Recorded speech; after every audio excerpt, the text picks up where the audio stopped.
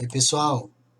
Hoje eu vou falar sobre o bom velhinho, com seus cabelos brancos como a lã e a sua barba branca como a neve, com seu manto vermelho, sentado num trono, rodeado pelas crianças e que escuta os pedidos delas, que chega na nossa casa de surpresa, quando a gente menos espera, aquele que mora no norte, que faz brinquedos de madeiras e que gosta de dar presente a todos, que conhece a todos, sabe quem se comportou e quem não se comportou.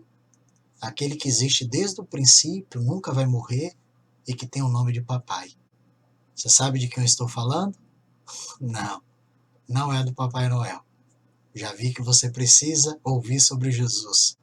Meu nome é Paulo Ricardo, sou um servo de Cristo aqui na cidade de Brasília, Distrito Federal, e hoje nós vamos falar sobre o cristão e o Natal.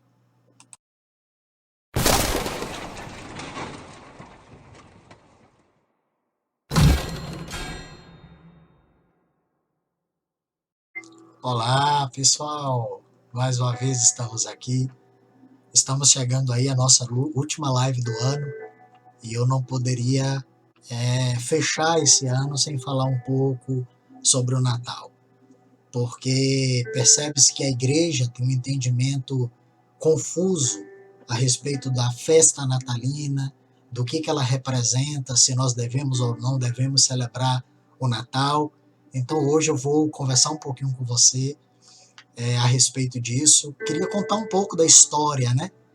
Mas quem conhece um pouco da história cristã sabe que durante um certo tempo a fé cristã ela começou a ser tolerada, ela foi tolerada pelo Império Romano, mas com o tempo começou a se expandir muito rapidamente o cristianismo, a primeira igreja que aconteceu ali em Atos, e logo depois a fé cristã ela passou a ser vista como uma ameaça pelo Império Romano.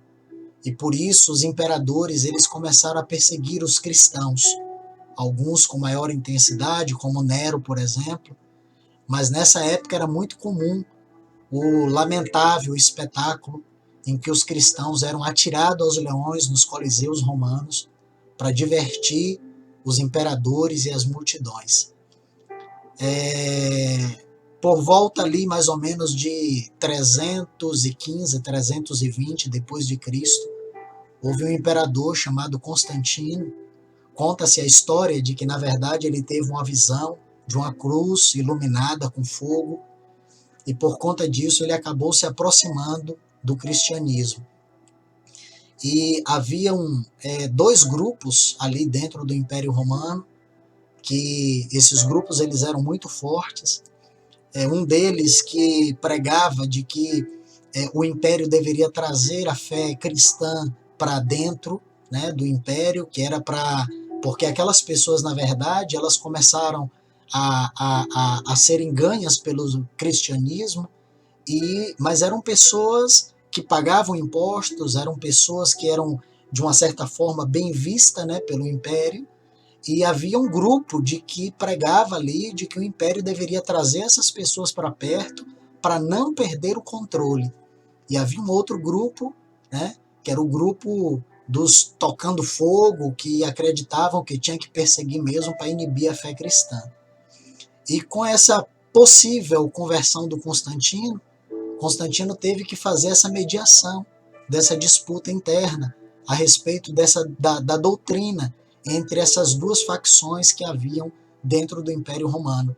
E no ano de 323 depois de Cristo, ele convidou os dois grupos para fazer uma conferência na cidade de Niceia, na Turquia, e essa diferença ela foi resolvida. Isso historicamente foi chamado de Concílio de Nicéia. Você pode procurar sobre isso.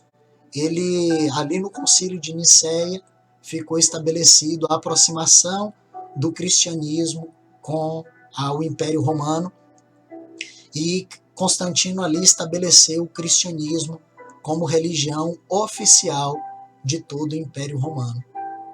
Isso aparentemente foi bem visto aos olhos de muitos, mas por outro lado também muitos irmãos ficaram muito receosos do perigo que aquilo representava, porque o Império Romano ele passou a escolher bispos para dentro da estrutura da igreja, e ali criou-se a Igreja Católica Romana.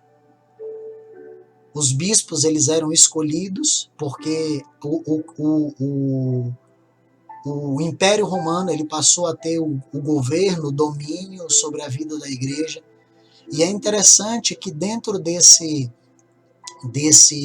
dessa reunião, né, ficou ali claro a perseguição aos irmãos verdadeiros que não queriam participar daquela parceria com o Estado, com o Império Romano, bem como a perseguição também a outros grupos que não criam, que não acreditavam, como aquele grupo da igreja, da agora Igreja Católica Romana, né, acreditava. E eu vou postar aqui para vocês um trecho desse Concílio de Nicéia, que ele diz assim: todos os povos sobre os quais exercemos regência bondosa e moderada devem converter-se à religião comunicada aos romanos pelo divino apóstolo Pedro e claramente professada pelo pontífice Damásio, como também pelo bispo Pedro de Alexandria. Isto significa que nós, segundo a indicação apostólica e a doutrina evangélica, cremos na divindade do Pai, do Filho e do Espírito Santo, em igual majestade e em santa trindade. Apenas aqueles que obedecem a esta lei poderão chamar-se cristãos católicos. Os demais, que declaramos verdadeiramente tolos e loucos, carregarão a vergonha de uma seita herética. Tampouco poderão ser chamados igrejas seus locais de reunião. Por fim, que os persiga primeiramente o castigo divino, porém depois também nossa justiça punitiva, a nós outorgada por sentença celestial. Você percebe aqui que Constantino aparentemente, né, com uma postura, como diz o início ali, de uma regência bondosa e moderada, né, de cristianismo, mas assumiu o governo da igreja, né, daquele grupo, transformando ele numa igreja católica, por isso que o nome é católico, quer dizer uma única igreja, em que ele não aceita mais nenhum grupo, por isso que lá no concílio diz que está proibido se chamar cristão qualquer pessoa que não participe daquele grupo, né? Então, Constantino estabelece ali uma igreja agora regida pelo Estado, regida pelo Império Romano, por isso que é chamada de Igreja Católica Apostólica Romana. E os seus bispos e os seus governantes passam agora a ser comandados, indicados e estabelecidos pelo Império. Para aproximar essa igreja que foi criada, né, da população, então Constantino acabou aproximando a crença católica da crença pagã, que era para trazer as pessoas para mais perto do Império Romano. Nesse momento, aqueles que viviam piedosamente foram perseguidos, muitos foram queimados pelo exército que era comandado pela Igreja Católica Romana Apostólica, e ia ali na frente os seus bispos, em nome de Deus, queimando aquelas pessoas em fogueiras, sobre a declaração de que elas eram hereges. E começou-se, ou melhor, não começou, mas deu-se ali uma continuidade, uma enorme perseguição à verdadeira igreja, aos grupos que haviam ali reunidos em casas e que estavam, a partir daquele momento, proibidos pelo Estado, pelo governo, de continuarem a sua vida. Os irmãos que sobreviveram a isso foram verdadeiros sobreviventes de uma de uma chacina que se estabeleceu em nome da fé, mas conduzida ali pelo governo, pelo império. E havia naquela época uma festa chamada de Saturnália. Essa festa ela acontecia começando no dia 17 e ia até o dia 24 de dezembro, porque celebrava ali o dia mais curto do ano e o nascimento do novo sol. E era muito comum de que as pessoas comemorassem ali a Saturnália debaixo de muita festa, de muita comilança, de muita bebida. E a igreja agora católica, apostólica, romana, sobre a esfinge de Constantino, começou a aproximar práticas cristãs de práticas pagãs, para que aquelas pessoas pagãs elas pudessem se aproximar da fé supostamente cristã. Então havia a festa de Saturnália, e aí o imperador Constantino ele estabeleceu ali o dia de 25 de dezembro como o dia de aniversário do nascimento de Jesus Cristo, porque era naquele dia que era celebrada a festa ao grande sol. Então aproximou-se ali, como se Jesus tivesse nascido em 25 de dezembro, com a festa da Saturnália.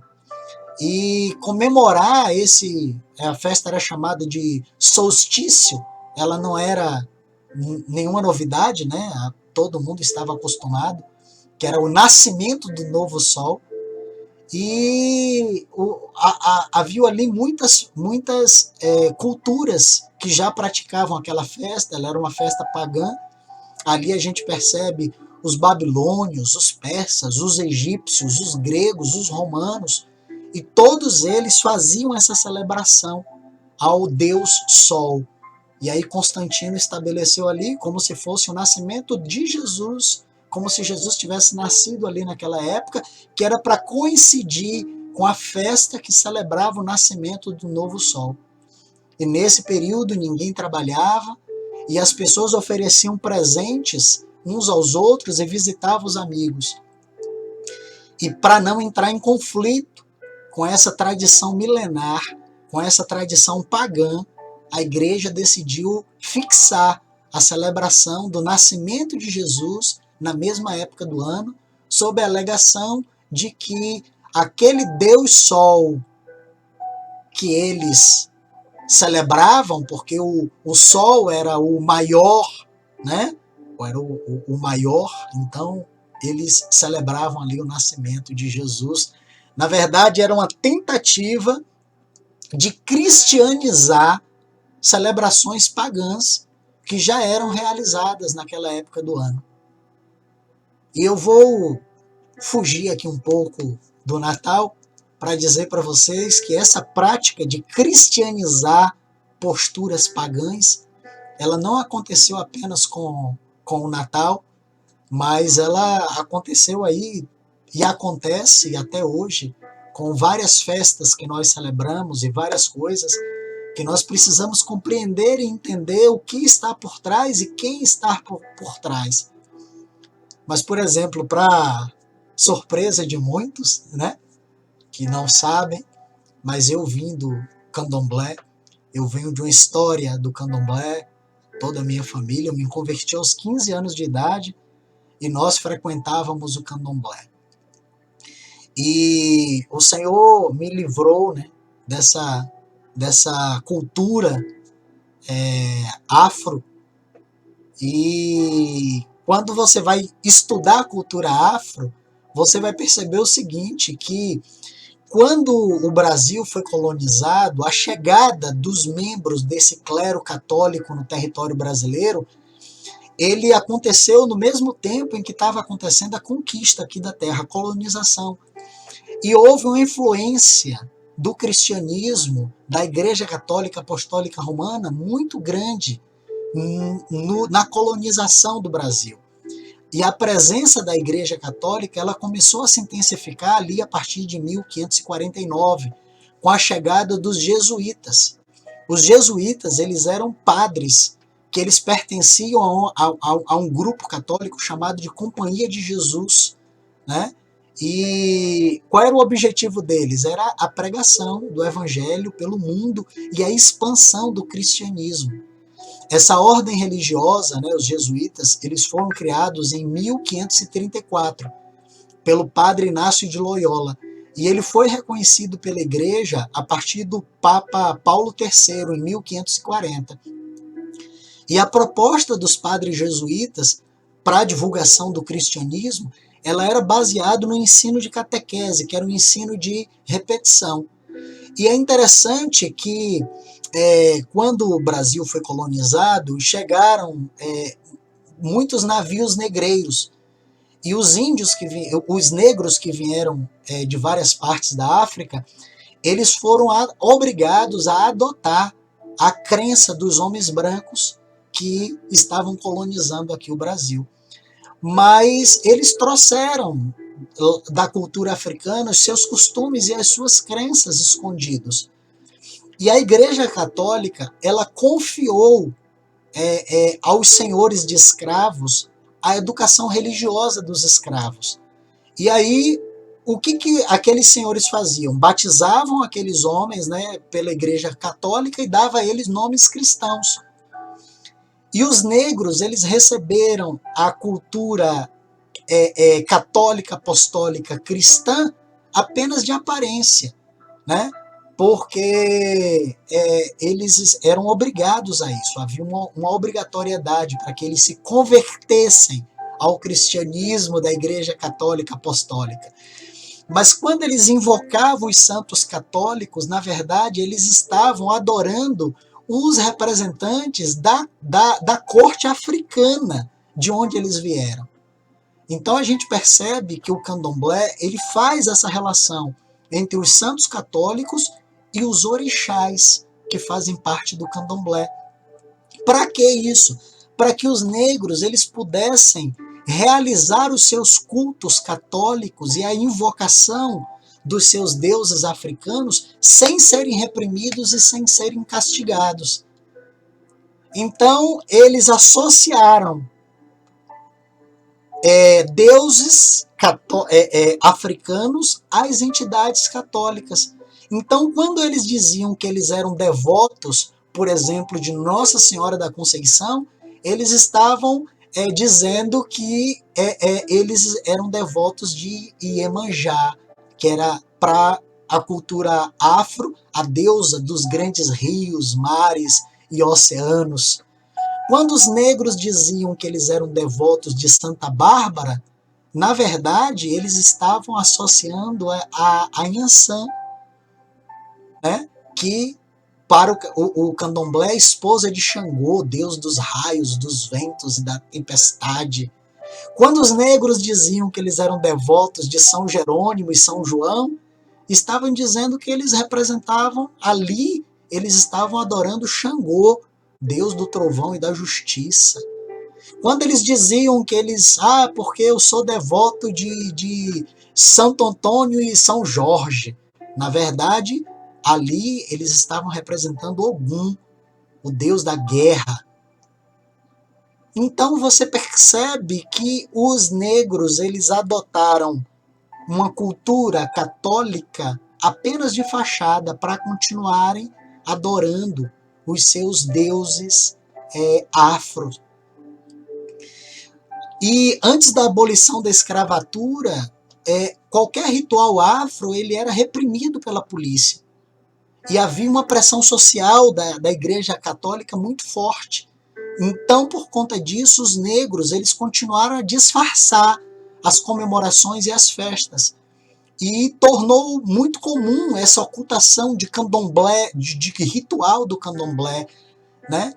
E daí nasceram grandes manifestações artísticas que nós temos hoje no Brasil, que na verdade são manifestações de cultos africanos, mas que ganhou no Brasil uma cara de uma devoção católica, como os maracatus, os grupos, os clubes carnavalescos caboclinhos, Bumba Meu Boi, tudo ali tem por trás uma manifestação de entidades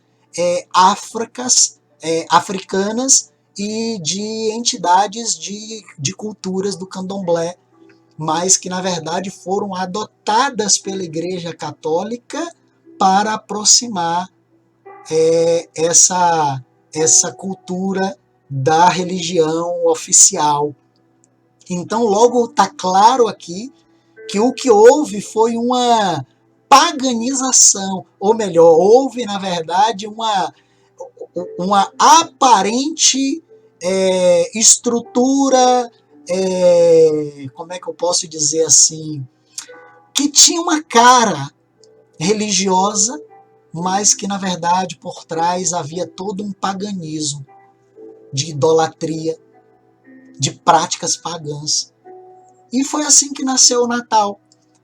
O Natal ele surgiu com a finalidade de substituir essas práticas idólatras e pagãs que influenciavam a sociedade naquela época. E Constantino, nessa tentativa de cristianizar a população, permitiu e aproximou práticas pagãs do cristianismo, né? E hoje as pessoas não conseguem entender isso. E milhares de pessoas no mundo inteiro, muitas dessas pessoas cristãs, levam seus filhos pequenos a acreditarem em figuras, como por exemplo o Papai Noel, dizendo que foi aquele bochechudo, vermelhinho, que trouxe aquele presente de Natal. Mas, amados, o Natal, ele não era celebrado pela igreja primitiva. A igreja primitiva nunca teve esse hábito.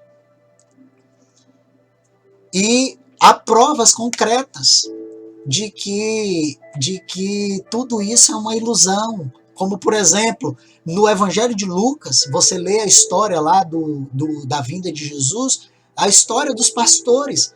Diz que enquanto eles estavam vigiando rebanhos no relento, ao ar livre, nos pastos, eles foram avisados por anjos do nascimento do menino Jesus. Olha, como dezembro é uma época muito fria na região lá de Belém, não é possível de que naquela época os pastores estiveram ali pastoreando ovelhas durante a noite. O mais provável é que tudo isso tenha acontecido ali em épocas de climas mais agradáveis, talvez na primavera, ali entre abril, maio, junho. Impossível que Jesus tivesse nascido em dezembro, numa época fria, e que os pastores estivessem no meio do frio, daquelas geadas ali, pastoreando ovelhas. Impossível. E é interessante de que os judeus eles tinham uma festa chamada de Hanukkah, que era a festa das luzes. E com o propósito, na verdade, de incluir os judeus nessa visão, né, do cristianismo e junto com as festas pagãs, trouxeram essa imagem, né, das luzes de Natal, dos pisca-pisca, com o propósito de mostrar que aquilo não era uma festa pagã, com o propósito de mostrar que os judeus eles também poderiam participar ali daquela festa, porque tinha tudo a ver. A festa das luzes, nascimento do sol, entendeu? Então juntou ali os judeus com os pagãos, com os cristãos, com todo mundo. E hoje nós temos o Natal do jeito que nós temos, uma festa completamente, absolutamente pagã, uma festa que a gente sabe que Jesus não nasceu ali, em nenhuma data do mês de dezembro, impossível que isso tivesse acontecido, uma festa que a gente sabe que veio de tradições pagãs, a árvore, os pisca-piscas, as roupas, as festas, as comidas, tudo, nada disso nunca fez parte da comemoração da igreja primeira, da igreja primitiva. E eu queria agora com vocês fazer uma comparação entre a pessoa do Papai Noel e a pessoa de Jesus, para que vocês entendam e compreendam de que a figura do Papai Noel ela foi criada em cima da pessoa de Jesus para que os cristãos se aproximassem dessa festa pagã e tivessem uma identificação com a festa que nasceu de adoração a cultos estranhos. Então vamos lá. Falando um pouco sobre o Papai Noel, o Papai Noel ele tem cabelos brancos como a lã, na figura do Papai Noel. Ele tem aqueles cabelinhos brancos como a lã.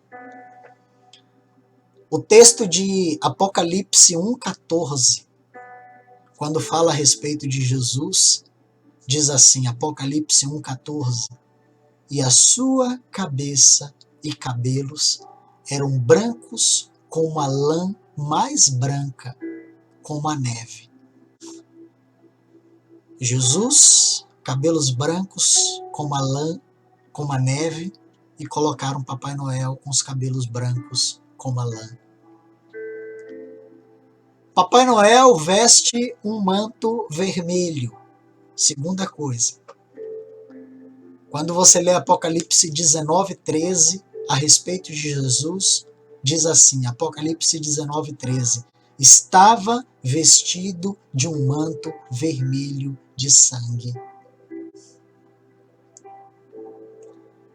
Terceira coisa, Papai Noel chega na sua casa de surpresa. A hora dele é surpresa. A vinda dele te pega desprevenido. Lucas 12:40 diz a respeito de Jesus. Lucas 12:40 diz assim, estai vós também apercebidos, porque numa hora em que não penseis, virá o Filho do Homem. Quarto ponto. Diz a tradição que Papai Noel mora no Polo Norte.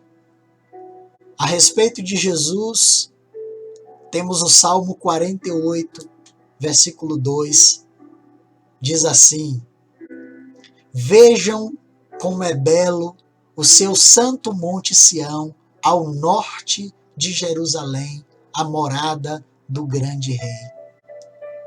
Salmo 48:2 diz que o grande rei mora ao norte. E a tradição colocou o Papai Noel morando no Polo Norte. Sabe uma outra característica do Papai Noel? Quinta característica, ele é carpinteiro, ele trabalha como carpinteiro e ele faz presentes para as crianças de madeira. Marcos 6:3 diz assim, Marcos 6:3, não é este o carpinteiro, filho de Maria?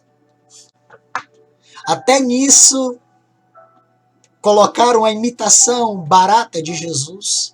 Jesus carpinteiro, Papai Noel carpinteiro.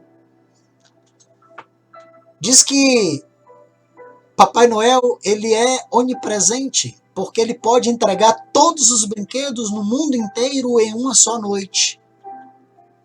Apocalipse 19:6 diz assim, também ouvi uma voz como de grande multidão, como a voz de muitas águas, como a voz de fortes trovões, que dizia, aleluia, porque reina o Senhor nosso Deus, o Todo-Poderoso.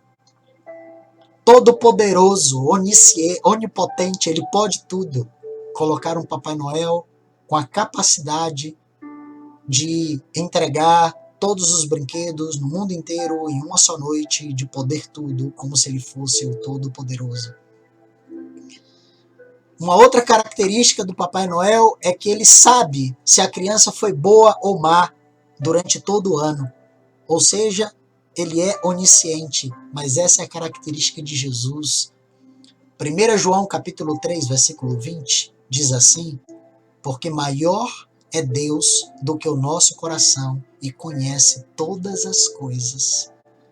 Jesus conhece todas as coisas e colocaram um Papai Noel que conhece todas as coisas. Sabe quem se comportou, quem não se comportou, está em todos os lugares ao mesmo tempo. E além de tudo, ele é onipresente, né? Papai Noel é onipresente, ele está em todas as partes ao mesmo tempo e entrega todos os presentes a todas as pessoas na mesma noite. E eu me lembro de Salmo 139, 7. Salmo 139, 7 diz assim: para onde eu me irei do teu espírito? Ou para onde eu fugirei da tua presença? O salmista disse: se eu for para o alto monte, tu lá estás. Se eu descer a mais profundo, tu também lá estás. O Senhor está em todos os lugares, porque Ele é onipresente. E colocaram uma figura de um velhinho que também é onipresente. Outra característica sobre o Papai Noel é que ele distribui presentes. E ele dá presentes a todos. Mas essa é uma característica de Jesus.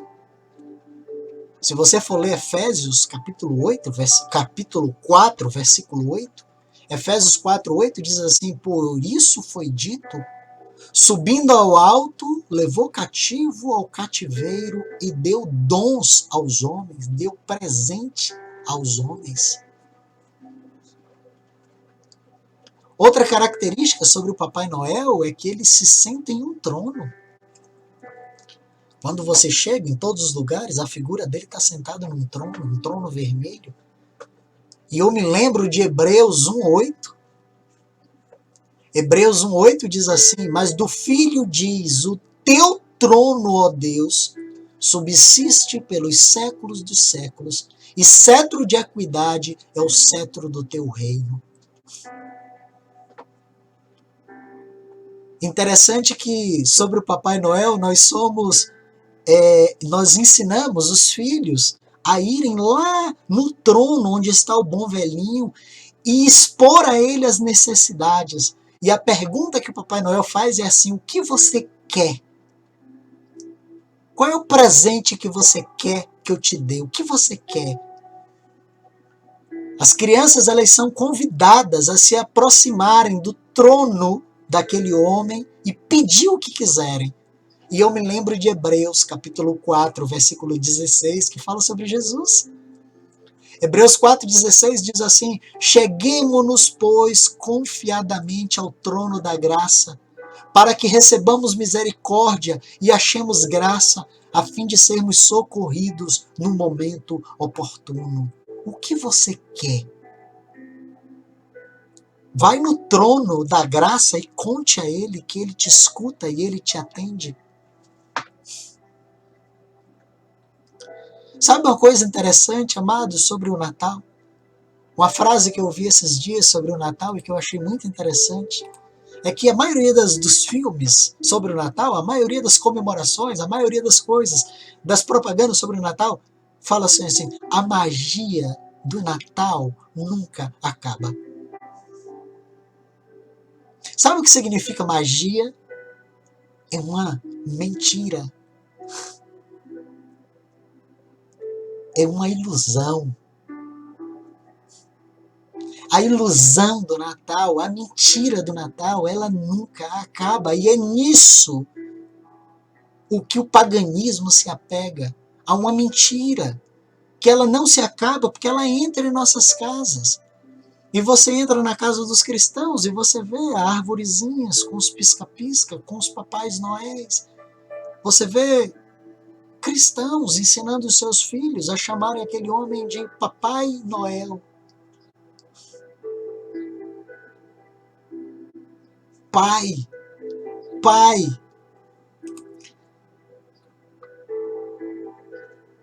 Isaías capítulo 9, versículo 6. Isaías 9, 6 diz assim: porque um menino nos nasceu, um filho se nos deu, e o governo estará sobre os seus ombros, e o seu nome será maravilhoso, conselheiro, Deus forte, Pai da eternidade. Todas as características de Jesus foram roubadas, fraudadas por uma magia, por um engano de uma figura que não existe. Imita Jesus com seus cabelos brancos, imita Jesus com seu manto vermelho, imita Jesus com a sua surpresa na hora de chegar, imita Jesus aonde ele mora. Jesus mora no norte, ele também mora no norte. Imita Jesus na sua profissão como carpinteiro. Imita Jesus em ser onipresente, em ser onisciente, em conhecer todas as coisas, em saber o nome de todas as pessoas, em ser onipresente, em estar em todos os lugares ao mesmo tempo, em não morrer, em dar presentes, em estar sentado em um trono, em trazer as crianças. Jesus diz: tragam as crianças a mim. Papai Noel chama as crianças a ela. Imita Jesus com o nome de Pai. Ele é o Pai da eternidade. Amados, historicamente nós vemos que a igreja sempre foi enganada, enrolada, engodada com práticas pagãs trazidas para dentro da igreja como magias, como coisas lindas, maravilhosas, como se aquilo fosse parte da vida da igreja. Nunca foi. Da mesma forma que a Igreja Católica permitiu que os negros que estavam vindo trouxessem a sua cultura e que adorassem os seus deuses e as suas divindades afro, em nome de entidades católicas, para disfarçar. Da mesma forma que a igreja permitiu o nascimento de maracatus e de outras culturas folclóricas em nome da igreja, em nome de uma prática, para dizendo sobre o pretexto de evangelizar. Dessa mesma forma, a igreja cristã permite que a magia do Natal entre e traga toda essa cultura de uma farsa. Olha, eu vou dizer uma coisa para você. Papai Noel é a farsa mais barata, mais fajuta, mais vagabunda de Jesus Cristo que existe. Mas sabe qual é a intenção? A intenção é essa. É mistificar Jesus. Porque da mesma forma que criaram um Papai Noel que você sabe que não existe, mas que você cultua ele e você faz festa para ele, o que o paganismo está dizendo para você é o seguinte: da mesma forma que o meu Papai Noel não existe, o teu Pai da eternidade também não existe. E você entra nisso, a igreja entra nisso, como se fosse algo natural, como se fosse algo normal. Amados, lavem as suas roupas, limpe as mentes, não ensine os seus filhos da forma errada a respeito do Natal, do Papai Noel, da troca de presentes. Isso é paganismo, isso é mundanismo, isso não faz parte da vida da igreja, nunca fez e não deve fazer. Quando as pessoas dizem assim, Feliz Natal, a palavra Natal vem de natividade, né? Natalino significa nascimento. As pessoas dizem para você Feliz Natal, o que elas estão te desejando? A minha vida, o meu Natal, o meu natalino, o meu nascimento se deu a partir do momento que eu conheci Cristo. Virada do ano é uma coisa doida, doida.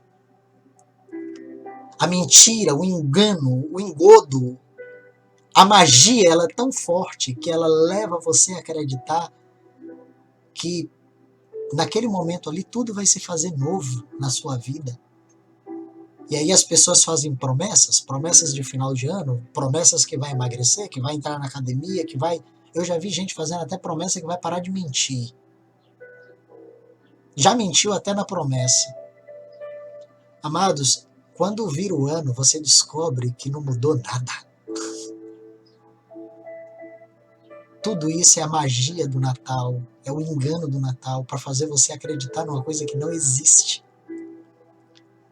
Só tem uma coisa que faz a gente mudar de vida, é o governo e o senhorio de Cristo sobre nós. Só isso é que nos faz mudar de vida. Fora disso, é magia, é engano, é engodo. Da mesma forma que imitam o Papai Noel, querem imitar a conversão, como se a virada do ano pudesse ter esse poder. Só o batismo, só o Espírito Santo tem poder para mudar as pessoas. Não é você vestir uma calcinha amarela ou uma cueca branca, ou você dar 3 pulinhos na onda que vai fazer você mudar de vida. Não faz.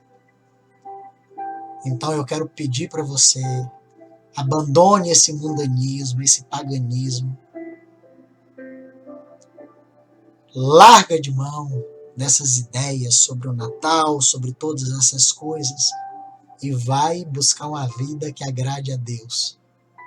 Mudança de vida só existe na conversão, através do batismo, por imersão, do recebimento do Espírito Santo e do poder em nós. Poder do Espírito Santo. Pai só tem um, o Pai da eternidade. Sentado no trono só tem um, o Senhor Jesus. O manto dele é vermelho, do sangue dele vertido na cruz. O cabelo dele é branco, a cabeça dele é alva, com a neve, com a lã, para simbolizar a pureza, que é a vida que nós temos que ter. E quando ele diz, venha a mim, tragam as crianças, ele está sentado no trono, e a palavra diz para você se achegar confiadamente, é porque você pode ter certeza de que ele existe e verdadeiramente ele nos ouve. Larga Papai Noel de mão e vem adorar ao verdadeiro que está no trono, de cabelos brancos, de vestes vermelhas, onisciente, onipotente, onipresente, o único que escuta as nossas orações e nos atende, ao Pai da eternidade, ao Rei da glória, Senhor dos senhores. Este é o único e verdadeiro, além dele não há outro. Abra mão de todas essas ideias erradas e venha viver o verdadeiro renascimento que é Cristo em nós. Essa é a esperança da glória. O resto é mentira. Beijo no coração e até a próxima.